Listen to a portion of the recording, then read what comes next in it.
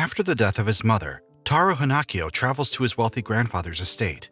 To his shock, he is immediately greeted by a mob of maids eager to serve and please him. One maid gives him a passionate kiss, triggering a near-allergic reaction. Mariel, the head maid, manages to break up the commotion. Strangely, she does not trigger Taro's allergies. She explains to Taro that his grandfather is not here, and he is made the sole master of his estate. They watch a movie specially made by his grandfather to explain his situation, but this leaves Taro even more confused. The maids of the care trio enter his room and give him special service, and Taro is left feeling violated. In the baths, he laments his new situation and the trouble it spells for his allergy to girls. The three girls from earlier, Ichigo, Ringo, and Sango, wash his body despite his initial protests. He awakens to see Mariel at his bedside. She tells him that the maids of the Hanakio estate are at his beck and call. As he prepares to sleep for the night, Ichigo, Ringo, and Sango return to perform their final service of the day. Taro is embarrassed to be traveling by helicopter to school, but when he learns the maids are associated with the service will be fired, he allows them to continue. As he settles into class, Mariel has planted several maid spies to ensure he has a fulfilling school life. When Taro is called to the board and unable to answer, the maids deploy flashbang grenades and answer it in his place, bewildering him but impressing the rest of the class. To further impress the girls in his class, the maid trio attach an invisible nylon string to his back, controlling his movements to perform the tip-off and dunk. The ball itself is also controlled by Ikkyo of the Technology Division, ensuring that it's always in Taro's hands. This process repeats to comedic effect, and as Taro's team dominates the opposing team, he's crowded by his new adoring fans. While Mariel approves the operation as a success, Taro feels the day was extremely strange. Despite this, he found his school day fun, to the relief of Mariel and the other maids. When Taro's allergies act up after the maid trio touch him in the morning, Mariel informs the school that he will be absent today, alongside the maid school unit attached to him. Instead, Cynthia gives him a grand tour of the mansion, complete with indoor pool, a no-theater house, and a tea room, among others. They then enter the science division, where they find Ikkyo tinkering with a machine, Tenki, which she later boasts about will allow her to control the weather. She shows Taro several of her ambitious but over-the-top inventions, none of which seem to function properly. Suddenly, Tenki begins malfunctioning. Ikkyo attempts to repair it, but she's electrocuted in the process, and the machine begins reaching dangerous levels. Despite his allergic reactions, Taro grabs Ikkyo and Cynthia and carries them to safety. He races across the mansion and ends up carrying the maid trio as well. They reach the courtyard and warn Mariel to get down, but Tenki finally explodes, destroying a part of the mansion. The fallout it causes disintegrates the clothes of several of the maids and Taro himself. Ikkyo is apologetic for the damage she caused, but Taro sets that aside and starts a snowball fight, now possible thanks to Tenki. Repairs on the mansion are progressing smoothly, but due to a shortage of supplies, Ikkyo tries to fast-track the suppliers. Suddenly, the Jiyu family's flying airship, the Jungfrau, descends on the mansion. Ryuka, the haughty heir to her family's business, greets Mariel and asks for the Hanakio's new master.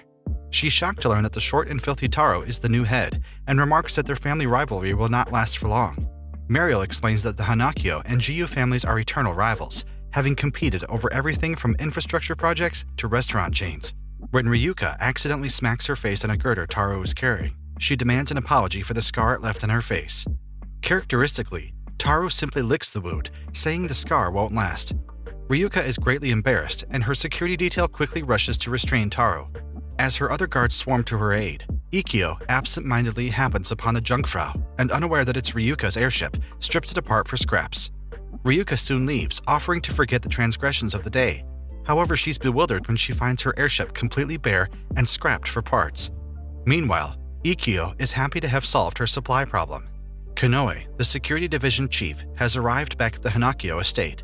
She scolds Ikkyo for causing a disturbance in her absence and begins redisciplining the complacent maids.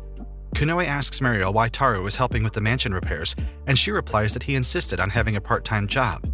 Konoe finds this unacceptable and prevents Taro from working even the most menial of jobs. He later relents and agrees to do as she says, but on the condition that he leave the mansion for the day.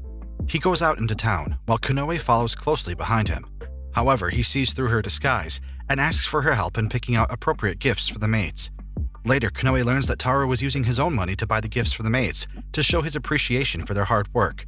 She jokingly remarks that he thought all the gifts were for Mariel and teases that if he asked, Mariel would be willing to do anything he wanted. After dealing with some hooligans, they return home to the mansion and distribute the keychains and earrings. The maids are overjoyed to receive something from Taro, but to Ikkyo's dismay, the gifts are from the tanuki statue, and she remarks that Taro has no sense of what a girl likes. Konoe, who had picked out the gifts, smacks her on the head. Taro collides with Yuki of the medical division, who lets him go to school after a brief checkup. However, he notes that she has a band-aid on her right thigh, as well as her dropped Hinokyo maid badge. At school, Taro's popularity continues to soar thanks to the covert efforts of his maids. During art class, Taro's sole specialty, Mario is comfortable enough not to interfere. However, he accidentally cuts his finger while sharpening his pencil, alerting Mario and the other maids. With the school's actual nurse out, she instead smuggles in Yuki in disguise. He's brought to the infirmary by one of his maids, but he notices the nurse bears a striking resemblance to Yuki. He grows even more suspicious when she addresses him by name, as well as spotting the band-aid on her thigh. He confronts her, causing her earpiece to fall out. After realizing the deception, he scolds Mario and the other maids, saying that his sudden rise in popularity was not fair at all. The maids are apologetic, but Taro forgives them, admitting that it felt good to be noticed for once. He thanks them all for their help as the maid trio leaps into his arms. Taro and the maids head to the beach. The maid trio sulk when Taro prevents them from rubbing oil on him, remarking that he wouldn't have minded if it were Mario. Ryuka suddenly appears aboard a massive cruiser ship, flaunting her wealth and prestige. However, Taro points out her cruiser is too close to shore and is likely to be struck on a sandbar. He returns with his maids to the inn, where Konoe voices her disapproval of the shabby accommodations, but Taro convinces her to give it a chance. They enter the baths, where Taro is tempted to peep after he overhears the maids talking about each other's naked figures. One of the maid trio drills a hole in the wall and invites him to peep all he wants. Although he hesitates at first, he eventually gives in to temptation and peeps, but he is immediately caught. He sinks himself into the hot spring out of embarrassment. He later awakens on Mario's lap, and he becomes self-conscious of how close she is. Ryuka shows off her fireworks display from her ship, treating Taro and his maids to a wonderful view. Taro gives his maids a 3-day vacation, coinciding with the holidays. The maids erupt in celebration, and they take a photo to commemorate the occasion. When they leave, Taro is left feeling lonely inside the empty mansion, but he's happy to find that he will be spending it with Mario and Cynthia. Mario asks him what his mother is like, and he replies that she was stern, yet loving. He adds that he misses her ice cream above all, which she would often make for his birthday. They decide to smash some watermelons, having forgotten to do so during that earlier beach trip. Konoe, who also elected to stay behind, becomes irritated at him constantly missing the mark. She personally cuts up all the watermelons, to the applause of Taro and the others. But Muriel points out that she will have to eat it all. They later lounge in Taro's room, but Konoe and Grace soon leave to attend to other matters. Left alone with Muriel, Taro hopes that the rest of the maids are enjoying their time with their family. Muriel remarks that she had waited a long time to finally meet him, which catches Taro off guard.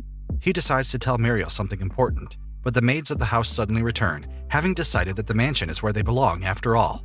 Taro welcomes them back, and they have another party to celebrate their return. Taro is woken up bright and early at 5 a.m. and is informed by Muriel of his jam-packed schedule, including violin lessons, swimming, jogging, meals, and even bathroom breaks. When he tells Muriel he would rather take it easy, she replies that she would have to fire the maids associated with each lesson. He decides to go along with his schedule, fearing his maids would be driven to extreme measures to get by. Throughout his several scheduled activities, Muriel is there to constantly remind him that she would have to fire the maid associated with each activity if he fails to complete them. However, he eventually becomes exhausted at the fast pace of the back-to-back activities, worrying Muriel. During a judo spar with Konoe, Taro is completely beaten. Muriel later apologizes for having him go through such extreme measures, but Taro reassures her, saying that he knows the maids are doing it for his sake. Afterwards, Ikkyo puts him through an intense lesson plan, which serves as the final nail in the coffin. As he prepares to sleep for the night, his maids suddenly burst into his room, eager to play with him for a little while after his busy day. Ryuka is called by her grandfather and is delighted to learn that she will be given control over the family conglomerate. To her dismay, there's a catch. She has to marry Taro. Ryuka promptly drops by the Hinokyo estate to drag Taro off to be married, but he refuses. She suspects that Taro already has someone he likes, which the other maids know to be Muriel, but he denies anything of the sort. He points out that she'd be marrying someone she doesn't even like, and says she should have more pride. Understanding his reasoning, Ryuka leaves for the meantime. When Muriel is surprisingly open to the marriage, Taro is somewhat hurt, while the other maids remark that it was a cruel reply. While in the baths with the maid trio, Ryuka suddenly arrives, having decided to join the maids of the estate. She insists on watching his back, but the prolonged physical touch causes him to black out. They carry Taro to his room, where Muriel nurses him back to health. Ryuka realizes that Mariel is her rival and challenges her to a contest over Taro's affections. Cynthia gives Taro a handmade handkerchief for his birthday, and he is soon swarmed by presents from the rest of the maids. He secretly hopes that Mariel will give him one as well, but he becomes disappointed when she passes him by. Ryuka arrives with a giant cake made in her image for Taro, and when she learns that her rival Mariel failed to give him anything, she taunts that she's no rival at all. Konoe asks her to leave, and as Taro trudges away, she stops herself from giving him a present she had prepared. Ikkyo gives Taro a teleportation machine which brings him to the top of his school roof, but it breaks down soon after.